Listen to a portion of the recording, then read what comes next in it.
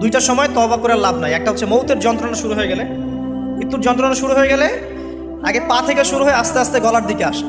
হাদিসে যেমনটা এসেছে, সূরা ওয়াকিয়ার মধ্যেও আছে যে পায়ের দিক থেকে যন্ত্রণা শুরু হয়ে আস্তে আস্তে আস্তে আস্তে এই গলার দিকে আসে, এবং আত্মাটা গলার এখানে যখন চলে আসে, এখান থেকে মালাকুল মউত আত্মাটাকে নিয়ে চলে যায়।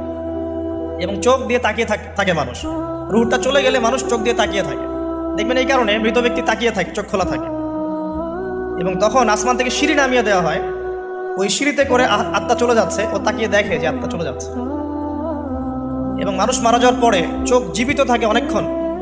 মেডিকেল সায়েন্স যারা পড়েছে তাদেরকে জিজ্ঞাসা করবে, মানুষ ডেড হয়ে গেলেও চোখ দেখবেন আরও কয়েক ঘন্টা, হয়তো আরও নির্দিষ্ট একটা সময় পর্যন্ত চোখটা কিন্তু জীবিত থাকে।